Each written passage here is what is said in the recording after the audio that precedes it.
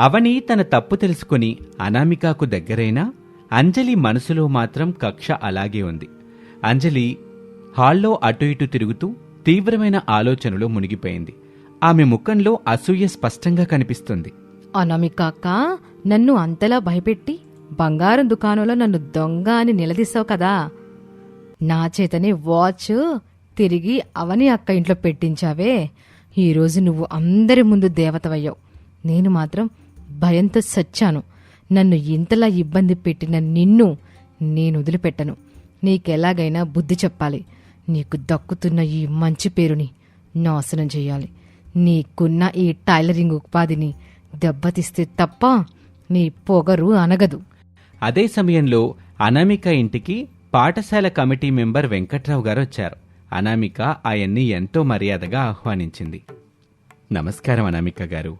మీ tailoring నైపుణ్యం గురించి ఊళ్ళో అందరూ చాలా గొప్పగా చెప్పుకుంటున్నారు. అందుకే మా స్కూల్ పిల్లలందరికీ యూనిఫామ్స్ కుట్టే పెద్ద ఆర్డర్ని మీకు ఇద్దామని వచ్చాను. నమస్కారం సార్. నా మీద నమ్మకంతో ఇంత పెద్ద ఆర్డర్ ఇస్తున్నందుకు నాకు చాలా ఆనందంగా ఉంది. అయితే ఒక్క ముఖ్యమైన విషయం అమ్మా, ఈ యూనిఫామ్స్ అన్నీ పర్ఫెక్ట్ సైజుల్లో సరైన కొలతలతో కుట్టాలి.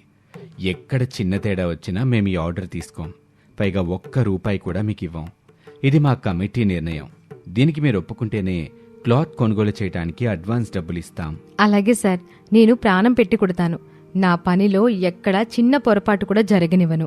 మీరు చెప్పిన నియమాలన్నిటికీ నేను ఒప్పుకుంటున్నాను సార్. చాలా సంతోషం అమ్మా.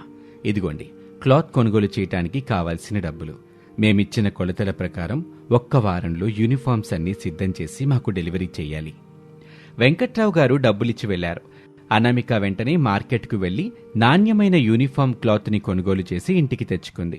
ఎంతో ఉత్సాహంగా కొలతల ప్రకారం క్లాత్ని కట్ చేసి పక్కన పెట్టుకుంది. ఆ పెద్ద కాంట్రాక్ట్ పూర్తి చేస్తే తన కుటుంబ కష్టాలన్నీ తీరిపోతాయని ఆమె ఎన్నో ఆశలు పెట్టుకుంది. ఇలా అనామిక తన పని తాను చేస్తూ ఉండగా ఓ రోజు మధ్యాహ్నం అనామిక తన కూతురు నవ్యకి లంచ్ బాక్స్ ఇవ్వటానికి స్కూల్కి వెళ్ళింది. అనామిక బయటకు వెళ్లటాన్ని చెట్టుచాటు నుంచి అంజలి గమనించింది. ఇదే సరైన సమయం. ఈ రోజుతో నేను చేసే పనికి నీ యూనిఫామ్ కాంట్రాక్ట్ పోతుంది. అలాగే స్కూల్ వాళ్ళ ముందు నీ పరువు పోతుంది. నీ బ్రతుకు మళ్ళీ రోడ్డున పడుతుంది. అంజలి మెల్లగా అనామిక ఇంట్లోకి చొరబడింది. లోపల కట్ చేసి పెట్టిన యూనిఫామ్ బట్టల్ని అంజలి కత్తెరతో ఇష్టం వచ్చినట్టు చిందరవందరగా కట్ చేయటం మొదలుపెట్టింది. అదే సమయంలో అనామిక ఇంటివైపు వస్తున్న అవని అంజలి దొంగచాటుగా అనామిక ఇంట్లోకి వెళ్లటం చూసింది. అంజలి ఈ టైంలో అనామిక అక్క ఇంట్లోకి ఎందుకు వెళ్ళిందబ్బా? అక్కేమి ఇప్పుడే కదా స్కూల్కి వెళ్ళింది. అక్క ఇంట్లో లేని టైంలో అక్క ఇంట్లోకి దూరి అంజలి ఏం చేస్తుంది? అవని కిటికీ దగ్గరకు వెళ్లి లోపలికి చూసింది. లోపల అంజలి బట్టలను కత్తెరతో కత్తిరించటం చూసి అవని ఒక్కసారిగా షాక్ అయింది. దేవుడా, అంజలి ఏంటి ఇంత పని చేస్తుంది? అక్క రాత్రింబవళ్ళు కష్టపడి కట్ చేసిన యూనిఫామ్ బట్టలన్నిటినీ ముక్కలు ముక్కలు చేస్తుందా? తన మనసులో ఇంత పగుందా? అసలు అంజలి ఎందుకు ఇలా చేస్తుంది? అంతలోనే వీధి చివర అనామిక వస్తున్న అడుగుల చప్పుడు వినిపించి అంజలి వెంటనే తలుపు చాటు నుంచి బయటకొచ్చి మెల్లగా ఎవరికీ కనబడకుండా పక్క వీధిలోకి జారుకుంది. అనామిక ఇంట్లోకొచ్చింది. కానీ లోపలి దృశ్యం చూడగానే అనామిక షాక్ అయింది. అక్కడ ముక్కలు ముక్కలుగా కత్తిరించిన యూనిఫామ్ బట్టలు కింద పడి ఉన్నాయి. దేవుడా, ఏంటిది? ఎవరు చేశారు? నేను రాత్రింబవళ్ళు కష్టపడి కట్ చేసుకున్న బట్టలన్నీ ముక్కలు ముక్కలు అయిపోయాయే. అయ్యో, స్కూల్ వాళ్ళకి ఇప్పుడు నేనేం సమాధానం చెప్పాలి? నా పరువు పోతుందే. అనామిక ఆ బట్టల ముక్కలను గుండెలకు హత్తుకొని బోరున విలిపిస్తుంది. ఆ ఏడుపు వింటుంటే ఎవరికైనా కన్నీళ్లు రాక మానదు. ఇక దూరంగా ఒక పెద్ద చెట్టు వెనక నిలబడి అంజలి ఈ దృశ్యాన్ని చూస్తూ ఎంతో ఆనందంగా నవ్వుకుంటుంది. బాగా అయిందనామిక, ఏడు, ఇంకా ఏడు. ఇప్పుడు నీ మంచితనం నిన్ను కాపాడుతుందేమో చూద్దాం. రేపు స్కూల్ వాళ్ళొచ్చి నిన్ను ఉతికి ఆరేస్తారు. సరిగ్గా అదే సమయంలో అంజలి వెనక నుంచి అవని నిశ్శబ్దంగా వచ్చి నిలబడింది. అంజలి! అంజలి ఒక్కసారిగా ఉలిక్కిపడి వెనక్కి తిరిగింది. అక్కడ అవని కోపంతో రగిలిపోతూ కనిపించేసరికి అంజలి ముఖం పాలిపోయింది. అవని అక్క, నువ్వా? నువ్విక్కడేం చేస్తున్నావు? ముందు నువ్విచ్చప్పు, ఇక్కడేం చేస్తున్నావు అంజలి? అక్క ఇంట్లోకి దొంగలా దూరి ఆ బట్టలన్నింటినీ కత్తిరించి ఇక్కడ నిలబడి నవ్వుతున్నావేంటి? ఎందుకు ఈ నీచమైన పని చేసావు? నేను బట్టలు కత్తిరించడం ఏంటక్క? నేను అసలు అక్కోళ్ళ ఇంటికే వెళ్ళలేదు. నువ్వు నన్ను తప్పుగా అనుకుంటున్నావు. అంజలి, ఆపు నీ అబద్ధాలు. నువ్వు కత్తెరతో ఆ బట్టల్ని ముక్కలు ముక్కలు చేస్తుంటే నేను నా కళ్ళతో చూశాను. అనామిక అక్క నీకు ఏం ద్రోహం చేసింది అంజలి? అవునక్క, నేనే చేశాను. ఏం చేసుకుంటావో చేసుకో. ఆ అనామిక అంటేనే నాకు అస్సలు నచ్చదు. ఊర్లో అందరూ తననే పొగుడుతున్నారు. అత్తయ్యగారు కూడా తనని నెత్తిన పెట్టుకుంటున్నారు. నాకంటే తను గొప్పదా? అందుకే తన పరువు తీద్దామని ఇలా చేశాను. ఎంత మూర్ఖురాలి అంజలి నువ్వు మా ఇంట్లో నా 60,000 గోల్డ్ వాచ్ దొంగతనం చేసి ఆ నింద అక్క మీద నెట్టావు కదా. ఆ విషయం నువ్వు నాకు తెలీదు అనుకున్నావా? ఏంటి, నీకు ఆ విషయం ఎలా తెలుసు? అక్క నీకు చెప్పిందా? లేదంజలి, అక్క దేవత. తను నీ తప్పుని దాచింది. కాని నువ్వు మా ఇంట్లోకి మళ్ళీ వచ్చి సోఫా కింద వాచ్ పడేస్తుంటే నేను చూశాను. ఆ రోజే నిన్ను నిలదీసేదాన్ని. కాని ముందు నేను అక్కకి క్షమాపణ చెప్పాలనుకున్నాను. ఆ తర్వాత అనామిక అక్కకి నువ్వు చేసిన తప్పు గురించి చెప్పినప్పుడు నిన్ను వదిలేయమంది. ఈ విషయం బయటపెడితే మన కుటుంబ పరువు పోతుంది, వద్దు అని చెప్పిందనే నేను సైలెంట్గా ఉన్నాను. అవని మాటలు వినగానే అంజలి ఒక్కసారిగా స్తంభించిపోయింది. తనను నాశనం చెయ్యాలని చూసిన అనామిక తన పరువుని కాపాడడానికి అంతలా ప్రయత్నించిందని తెలిసి ఆమె గుండెల్లో పశ్చాత్తాపం మొదలైంది. చూసావా అంజలి, నువ్వు నాశనం చేయాలని చూసిన ఆ అనామిక అక్కే నీ పరువుని ఊర్లో పోకుండా కాపాడింది. అలాంటి అక్క జీవితాన్ని ఈరోజు నువ్వు ముక్కలు చెయ్యాలని చూసావు. అది కరెక్టేనా అంజలి? నీ ధనగర్వంతో కళ్ళు మూసుకుపోయి ఎంత పాపం చేస్తున్నావు? అక్క, నన్ను క్షమించక్క. నేనెంత పెద్ద తప్పు చేశానో ఇప్పుడు నాకు అర్థమైంది. అక్క మంచితనం తెలియక నేను రాక్షసిలాగా ప్రవర్తించాను. నన్ను క్షమించక్క. నేనిప్పుడే వెళ్ళి అక్క కాళ్ళు పట్టుకుని క్షమాపణ కోరతాను. అంజలి, ఇప్పుడు అక్కకి నీ క్షమాపణ కంటే ఆ స్కూల్ వాళ్ళ ముందు అక్క గౌరవం ముఖ్యం. మనం ఇప్పుడే వెళ్ళి అక్కకి సహాయం చేయాలి, పద. అనామిక ఇంట్లో కూర్చుని ఏడుస్తూనే ఉంది. ప్రసాద్, శారదమ్మ కూడా అక్కడికొచ్చి చాలా బాధపడుతున్నారు. అప్పుడే అవని, అంజలి ఇద్దరూ లోపలికొచ్చారు. అక్క, ఏడోకక్క, జరిగిందేదో జరిగిపోయింది. ఈ బట్టలు పాడైతే ఏమైంది? నేనిప్పుడే మార్కెట్కి వెళ్ళి నా సొంత డబ్బులతో మళ్ళీ అంతకంటే మంచి క్లాత్ కొనుక్కొస్తాను. అవని, నువ్వా? అంత డబ్బు నువ్వెందుకు పెడతావు అవని నాకు? అక్క, నా కపట బుద్ధి వల్ల ఇలా జరిగింది. ఈ బట్టలన్నీ కత్తిరించింది నేనే అక్క. అత్తయ్య, అవని అక్క బంగారపు వాచ్ని దొంగతనం చేసింది కూడా నేనే.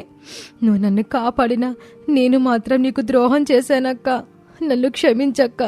అంజలి తన తప్పు ఒప్పుకోవటం, అలాగే పశ్చాత్తాపడటం చూసి అనామిక మనసు కరిగింది. అంజలి, నువ్వు నా చెల్లెలివి. ఏదో అసూయత తప్పు చేసావు. కానీ ఇప్పుడు నువ్వు నీ తప్పు తెలుసుకున్నావు కదా, నాకదే చాలు. ఏడోకో, మనం అక్క చెల్లెళ్ళం. మళ్ళీ కలిసిందాం. చూశారండి, నా పెద్ద కోళ్ల మనసు ఎంత బంగారమో ఈరోజు మళ్ళీ నిరూపితమైంది. అవును శారద, కలిసుంటేనే బలం. ఇప్పుడు మన ముందున్న సవాలు ఆ స్కూల్ ఆర్డర్ని పూర్తి చేయడం. అవును మావయ్య గారు. అక్క, నువ్వు అసలు దిగులు పడకో. నేను క్లాత్ తీసుకొస్తాను కదా. అంజలికి కూడా మిషన్ కుట్టడం వచ్చు. మన ముగ్గురం కలిసి రేం పగలు కష్టపడితే బట్టలు కుట్టేయచ్చు. అవునక్క, నేను నీకు సహాయంగా ఉంటాను. మన ముగ్గురం కలిస్తే ఈ పని చాలా సులభంగా అయిపోతుంది. అవని వెంటనే మార్కెట్కు వెళ్లి సరికొత్త బట్టను కొనుగోలు చేసి తెచ్చింది. అనామిక కొలతల ప్రకారం మళ్లీ కట్ చేసింది. అనామిక, అంజలి ఇద్దరూ పక్కపక్కనే టైలరింగ్ మిషన్ల మీద కూర్చుని చాలా వేగంగా బట్టలు కుట్టడం ప్రారంభించారు. అవని డ్రెస్సెస్కి బటన్లు వేయటం, బట్టలు ఇస్త్రీ చేయటం వంటి సహాయాలు చేస్తుంది. వాళ్ళు ఒకరికొకరు తోడుగా ఉంటూ జోకులు వేసుకుంటూ ఎంతో ఆనందంగా బట్టలు కుట్టారు. ఆ రేకుల ఇల్లు ఇప్పుడు ఒక అందమైన కర్మాగారంలా మారిపోయింది. తోటికోడల మధ్య ఉన్న ద్వేషం పోయి అమృతం లాంటి ప్రేమ చిగురించింది. సమయానికి, అంటే సరిగ్గా 7వ రోజు ఉదయానికి స్కూల్ పిల్లల యూనిఫామ్స్ అన్ని పర్ఫెక్ట్గా సిద్ధమయ్యాయి. స్కూల్ కమిటీ మెంబర్ వెంకట్రావు గారు అనామిక ఇంటికి వచ్చారు. అద్భుతం అనామిక గారు, ఇంత పర్ఫెక్ట్గా ఇంత తక్కువ సమయంలో మీరు కుడతారని నేను అస్సలు ఊహించలేదు. ఇదిగోండి మీ కాంట్రాక్ట్ డబ్బులు 50,000 రూపాయలు. చాలా థ్యాంక్స్ సార్. ఇది నా ఒక్కదాని వల్ల అవ్వలేదు. నా తోటి కోడళ్ళు అవని, అంజలిల సహాయం వల్లే ఇది సాధ్యమైంది సార్. మీ ఐక్యత నాకు చాలా నచ్చిందమ్మా. పక్కూర్లో ఉన్న స్కూల్స్ వాళ్ళు కూడా మంచి టైలర్ కోసం వెతుకుతున్నారు. నేనే స్వయంగా వాళ్ళతో మాట్లాడి మీకు మరిన్ని ఆర్డర్లు వచ్చేలా చేస్తాను. Thanks sir. వెంకట్రావు చెప్పినట్టే కొన్ని రోజుల్లోనే అనామికకి మరికొన్ని పాఠశాలల నుంచి పెద్ద పెద్ద ఆర్డర్లు వచ్చాయి. అనామిక తన రేకుల ఇంటి పక్కనే ఒక చిన్న టైలరింగ్ షెడ్ నిర్మించి ఊళ్ళో ఉన్న పేద మహిళలకు ఉపాధి కల్పించింది. అవని, అంజలి కూడా ఆమెకు బిజినెస్ మేనేజ్మెంట్లో, సేల్స్లో సహాయం చేస్తూ బిజీ అయిపోయారు.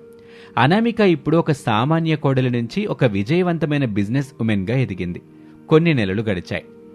హరీష్, నవ్యలు సంతోషంగా ఆడుకుంటున్నారు. అనామిక, అవని, అంజలి ముగ్గురు కలిసి వంటింట్లో వంట చేసి వేడివేడి గారెలు, పాయసం తీసుకుని బయటకొచ్చారు. అక్క, ఆ రోజు నేను చేసిన తప్పులన్నీ మనసులో ఉంచుకోకుండా నన్ను క్షమించవు. నీ చెల్లెలుగా ఆదరించావు. నీ రుణాన్ని నేను ఎలా తీర్చుకోవాలో నాకు తెలియట్లేదక్క. అంజలి, తప్పులు చేయడం సహజం, కానీ ఆ తప్పుల్ని క్షమించి కలిసిపోవడంలోనే అసలైన ఆనందం ఉంటుంది.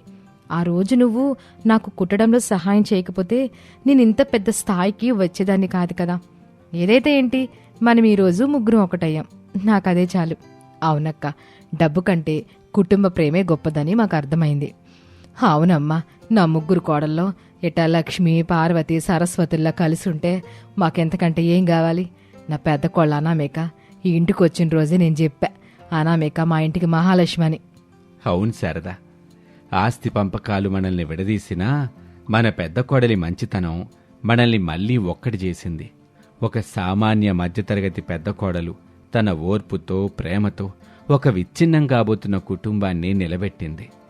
ఈ కథ ప్రతి కుటుంబానికి ఒక ఆదర్శం కావాలి. రమేష్, సురేష్, అరుణ్లు కూడా అక్కడికొచ్చి భార్యల ఐక్యతను చూసి ఎంతో గర్వపడ్డారు.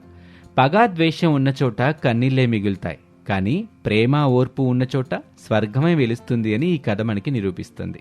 ఇది వాల్టి కథ. మరొక ఆసక్తికర కథలో మళ్ళీ కలుద్దాం. అంతవరకు సెలవు, నమస్తే. కుటుంబంలో మనసులు విడిపోయినప్పుడు మనుషుల మధ్య దూరం పెరగచ్చు, కానీ అమాయకమైన పిల్లల మనసులు ఏ ఆంక్షలకు లొంగవు. వాళ్లకు కావాల్సింది కేవలం స్వచ్ఛమైన ప్రేమ మాత్రమే. ఆ ప్రేమే హరీష్ను మళ్లీ మళ్లీ అనామిక వైపు నడిపించింది.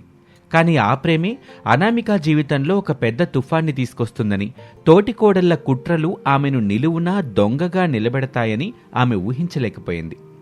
అనామిక తన ఇంటి దగ్గర మెషిన్ కుడుతుంది. అనామిక పక్కనే నవ్య చదువుకుంటుంది.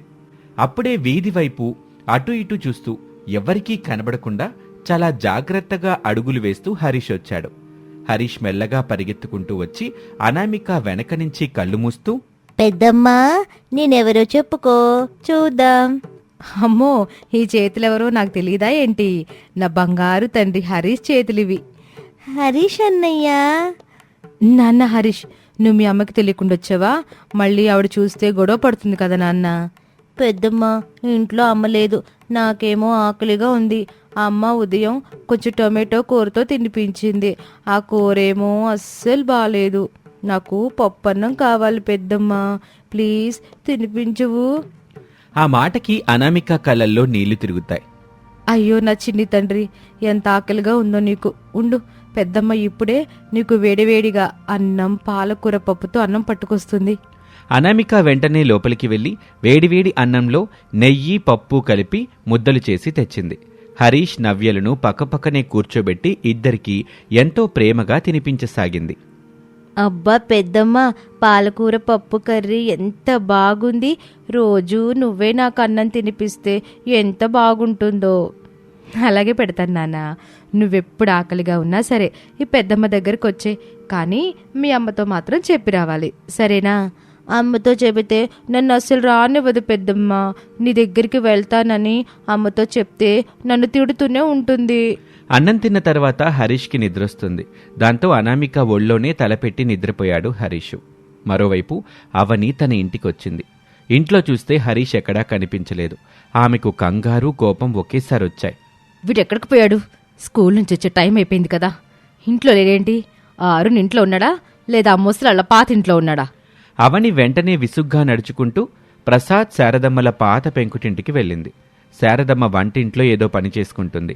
ప్రసాద్ అరుగు మీద కూర్చొని ఉన్నాడు. అవని అరుగు దగ్గరికొచ్చి, మావయ్య, హరీష్ ఇక్కడికి వచ్చాడా? మా ఇంట్లో చూశాను, లేడు. ఇక్కడికి రాలేదమ్మా. నువ్వు పొద్దున్నే వెళ్తావు. పిల్లాడు ఎక్కడికి వెళ్తున్నాడో కూడా నీకు తెలీదా? ఏమే అవని, పిల్లాడిని గాలి కొదిలేసి తిరిగితే ఆడెక్కడుంటాడు? చిన్న వయసులో వాడిని జాగ్రత్తగా చూసుకోవద్దు. ఎప్పుడు ఆ పాటిలేంటి? మీ సలహాలు నాకొద్దత్తయ్య. వాడిక్కడ లేడంటే ఖచ్చితంగా ఆ అనామిక రేకులింట్లోనే ఉండుంటాడు. నేను ముందే చెప్పాను ఆవిడకి నా కొడుకుని రానివ్వద్దని. అయినా ఆవిడ నా కొడుకుని తీసుకెళ్తుంది. ఇప్పుడే వెళ్ళి ఆవిడ సంగతి తేలుస్తాను. అవని కోపంతో ఊగిపోతూ అడుగులో అడుగు వేసుకుంటూ అనామిక ఇంటివైపు వెళ్ళింది. అనామిక ఇంట్లో హరీష్ ఆమె ఒడిలో ప్రశాంతంగా నిద్రపోతున్నాడు. నవ్య కూడా పక్కనే చాప మీద పడుకొని నిద్రపోతుంది. అప్పుడే అవని అగ్గి మీద గుగ్గిలమై గుమ్మం తలుపును గట్టిగా తోసుకుంటూ లోపలికి దూసుకొచ్చింది. అనామిక, ఎంత ధైర్యం నీకు! నా కొడుకుని మళ్ళీ నీ ఇంట్లోకి రప్పించుకున్నావా? అవని, నెమ్మదిగా మాట్లాడు. పిల్లాడిప్పుడే పడుకున్నాడు. దయచేసి అరవకవని. అరవద్దా? ఎందుకు అరవకూడదు? నా కొడుకు నువ్వు ఏ మంత్రం వేశావే? వాడు నాకంటే ఎక్కువగా నిన్నే ఎందుకు కలవరిస్తున్నాడు? అసలు వాడికి ఏం తినిపించావు నువ్వు? ఏమైనా మందు పెట్టావా నా కొడుక్కి? అవని, దేవుడు సాక్షిగా చెప్తున్నాను, నేను అలాంటి దాన్ని కాను. నా మీద ఇలాంటి పాపపు నిందలు వేయకో. వాడు అమాయకుడు. ఆకలితో వస్తే వాడికి తల్లిలాగా అన్నం పెట్టనే తప్ప నేనేమీ చేయలేదు. చాలు, ఇక ఆపు నీ నాటకాలు. నీకు కొడుకు లేరని నా కొడుకుని ఆశపెట్టి రేపు మా ఆస్తిని కాజేయడానికి నువ్వు ప్లాన్ వేస్తున్నావు. నాకు తెలీదు అనుకుంటున్నావా? నీ పేద బుద్ధిని ఇలాగే చూపిస్తావా? అవని అరుపులకి నిద్రపోతున్న నవ్య, హరీష్ ఇద్దరూ ఒక్కసారిగా కంగారుగా లేచి కూర్చున్నారు. భయంతో వాళ్ళిద్దరూ గట్టిగా ఏడవటం మొదలుపెట్టారు. అమ్మా, ఈ పిన్ని ఎందుకమ్మా గట్టిగా అరుస్తుంది? నాకు భయమేస్తుందమ్మా. పెద్దమ్మ, నాకు అమ్మ దగ్గరికి వెళ్ళాలని లేదు. అమ్మ నన్ను కొడుతుంది. పెద్దమ్మ, నన్ను నీ దగ్గరే ఉంచేసుకో. ఏడవకండి నాన్న, ఏడవకండి. నవ్య, తమ్ముడిని పట్టుకో తల్లి.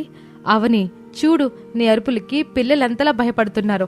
దయచేసి శాంతించు. గొడవ పెద్దది కావటంతో శారదమ్మ పరుగున అనామిక ఇంటికొచ్చింది.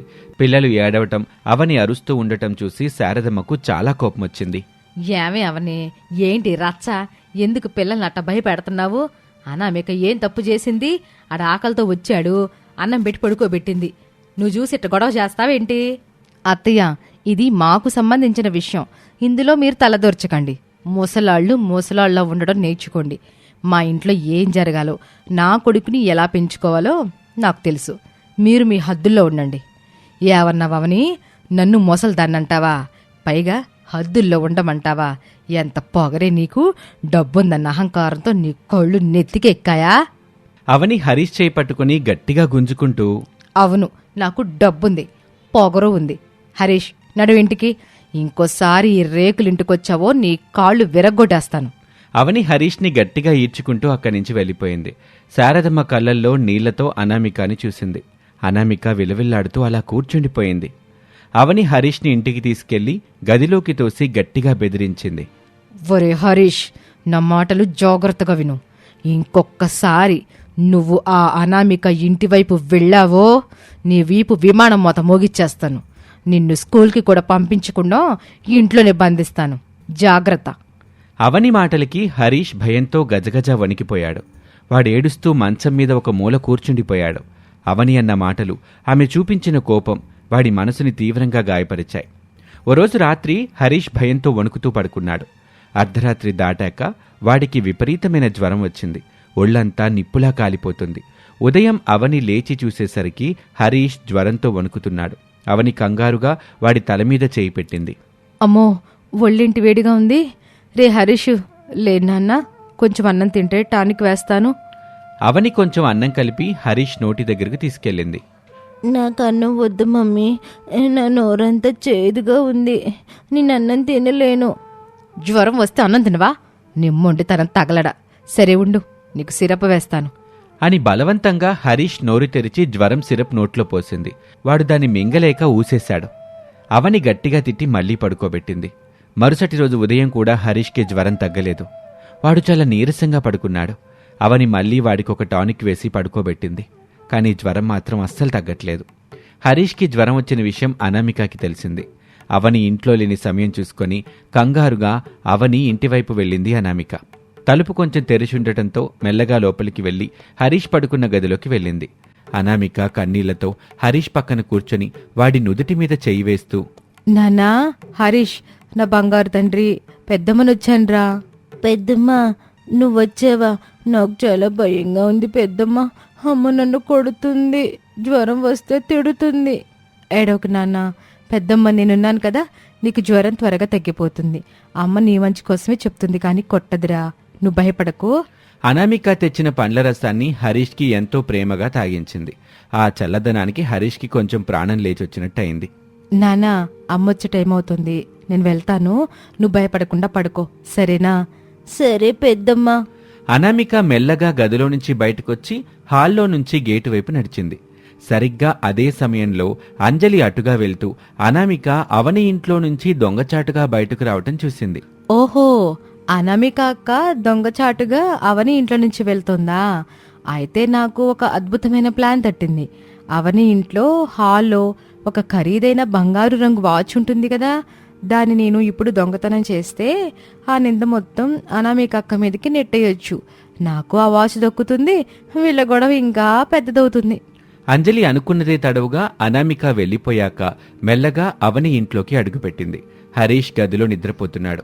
అంజలి హాల్లో ఉన్న టీపాయ్ మీద ఖరీదైన వాచ్ని తన చేతిలోకి తీసుకుంది. దాన్ని ఎవరికీ అనుమానం రాకుండా నవ్వుకుంటూ తీసుకుని తన ఇంటికి వెళ్లిపోయింది. కాసేపటికి అవని ఇంటికొచ్చింది. హరీష్ నిద్రపోతూ ఉండటంతో వాడికి మళ్లీ ఒక టానిక్ వేసి పడుకోబెట్టింది. మరుసటి రోజు ఉదయం కల్లా హరీష్కి జ్వరం తగ్గింది. వాడు కోలుకోవటంతో వాణ్ణి అవని స్కూల్కి పంపించింది. మధ్యాహ్నం అవని ఒక పెద్ద కిట్టి పార్టీకి వెళ్లాలని నిర్ణయించుకుంది. అందుకు తగ్గట్లుగా ఓ మంచి డిజైనర్ శారీ కట్టుకుని తయారైంది. తన చేతికి పెట్టుకోవటానికి హాల్లో ఉన్న తన ఖరీదైన బంగారు వాచ్ కోసం వెతికింది. కానీ అది ఎక్కడా కనిపించలేదు. ఏంటి, నా వాచ్ ఇక్కడే పెట్టాను కదా, ఎక్కడికి పోయింది? 60,000 రూపాయల వాచ్ అది, ఎవరు తీశారు? సరిగ్గా అదే సమయంలో అంజలి చాలా క్యాజువల్గా అవని ఇంటికొచ్చింది. ఏంటక్క, ఇల్లంతా చిందరవందరగా ఉంది, అంత కంగారుగా ఏం వెతుకుతున్నావు? అంజలి, నాకు ఖరీదైన వాచ్ కనిపించట్లేదు, ఇక్కడే హాల్లో పెట్టాను, ఎవరు తీశారో అర్థం కావట్లేదు. ఏంటక్క, వాచ్ లేదా? అవును, నిన్న నువ్వు బయటికి వెళ్ళావు కదా, అప్పుడు ఇంట్లో ఎవరైనా ఉన్నారా? ఎవరూ లేరు, హరీష్ ఒక్కడే గదిలో పడుకొనున్నాడు. అక్క, నేనొకటి చెప్తాను, నిన్న నువ్వు లేనప్పుడు అనామిక అక్క మీ ఇంట్లో నుంచి చాలా గాబరాగా దొంగచాటుగా బయటకు రావడం నేను కల్లారా చూశాను. ఏంటి, అనామిక నా ఇంట్లోకి వచ్చిందా? అది నేను లేని సమయం చూసి నా ఇంట్లోకి వచ్చిందా? అవునక్క, తనే నీకు తెలియకుండా ఇంట్లోకి చొరబడి నీ వాచ్ కొట్టేసింది. ఆ రేకులు ఇంట్లో ఉండేదానికి అంత ఖరీదైన వాచ్ ఎక్కడి నుంచి వస్తుంది? అందుకే నీ వాచ్ దొంగిలించింది. ఎంత ధైర్యం ఆ అనామికకి! నా కొడుకుని లాక్కోవాలని అనుకున్నది చాలక ఇప్పుడు నా ఇంట్లో దొంగతనాన్ని కూడా పాల్పడిందా? ఇప్పుడే వెళ్ళి ఆవిడ తోలు తీస్తాను, నువ్వు రా అంజలి. అవని ఆవేశంతో రగిలిపోతూ అనామిక ఇల్లున్న వీధి వైపు నడిచింది. అంజలి వెనకే అవని ఉంది. అనామిక ఇంట్లో కూర్చొని ఒక కస్టమర్ బ్లౌజ్ కుడుతుంది. నవ్య పక్కనే ఆడుకుంటుంది. అప్పుడే అవని గుమ్మం దగ్గరికి వచ్చి అనామిక కుడుతున్న బట్టల మీద కాలు వేస్తూ గట్టిగా అరిచింది. అనామిక, ఇట్రా, నీ అస్సలు రంగు బయటపడింది, నా వాచ్ నాకిచ్చే. అవని, బట్టల మీద కాలు వేయకో, అది నా వృత్తి. అసలు ఏమైంది? నువ్వేం మాట్లాడుతున్నావు? వాచ్ గురించి నన్ను అడుగుతావేంటి? నాటకలాడక అనామిక, నిన్న నేను లేనప్పుడు నా ఇంట్లోకి దొంగలా ఎందుకు చొరబడ్డావు? నా హాల్లో ఉన్న 60,000 రూపాయల బంగారు వాచ్ని నువ్వే దొంగలించావు. మర్యాదగా నా వాచ్ నాకిచ్చేయి. దేవుడా, నేను దొంగతనం చేశానా? నాటకలాడకో. మా ఇంట్లో నుంచి నువ్వు వస్తుంటే అంజలి నిన్ను కళ్ళారా చూసింది. అలాంటప్పుడు నా వాచ్ నువ్వు కాకుండా ఇంకెవరు తీస్తారు? నా వాచ్ ఎక్కడ పెట్టావో చూసి వెతికి నాకివ్వు, అప్పుడు నీకు మర్యాదగా ఉంటుంది. నన్ను అలాంటావేంటావని? నిన్న హరీష్కి జ్వరం చాలా ఎక్కువగా ఉందని తెలిసింది. ప్రేమతో వాణ్ణి చూద్దామని మీ ఇంటికి వచ్చాను, అంతే తప్ప అక్కడ నేనేం తీయలేదు. అప్పుడే శారదమ్మ ప్రసాద్ కూడా అరుపులు విని అక్కడికి వచ్చారు. అవనే, నోరు అదుపులో పెట్టుకో. అనామిక దొంగతనం చేయడమేంటి? తన కష్టంతో తను నెలకి 1,000 రూపాయలు సంపాదించుకుంటుంది. తన దొంగ అంటావా? అత్తయ్య, మీరు ఊరుకోండి. మీ పెద్ద కోడలు మంచితనం ముసుగులో ఉన్న పెద్ద దొంగ. అవని, చాలాపు. నా ప్రాణం పోయినా నేను పరాయి వస్తువుని ఆశించాను. నేను నీ వాచ్ తీయలేదు. అయితే నా మాట బాగా విను. రేపటికల్లా నా వాచ్ నాకు నువ్వు తిరిగివ్వాలి. లేదా ఆ వాచ్ ఖరీదు 60,000 రూపాయలు నాకు తెచ్చివ్వాలి. లేకపోతే రేపు ఉదయాన్నే నీ మీద పోలీస్ స్టేషన్లో దొంగతనం కేసు పెడతాను. నిన్ను నీ ముగ్గురిని జైల్లో వేయిస్తాను. అలా చెప్పి అవని ఆవేశంతో అక్కడి నుంచి వెళ్ళిపోయింది. అంజలి కూడా అనామిక వైపు ఒక వెటకారపు చూపు చూసి వెళ్ళిపోయింది. అనామిక రేకుల ఇంటి అరుగు మీద కూర్చొని వెక్కి వెక్కి ఏడవసాగింది. శారదమ్మ ప్రసాదులు ఆమెను ఓదార్చటానికి ప్రయత్నిస్తున్నారు. కానీ రేపటిలోగా 60,000 రూపాయలు ఎలా తీసుకురావాలి? ఈ క్లిష్ట పరిస్థితి నుంచి అనామిక తనను తాను ఎలా కాపాడుకుంటుంది?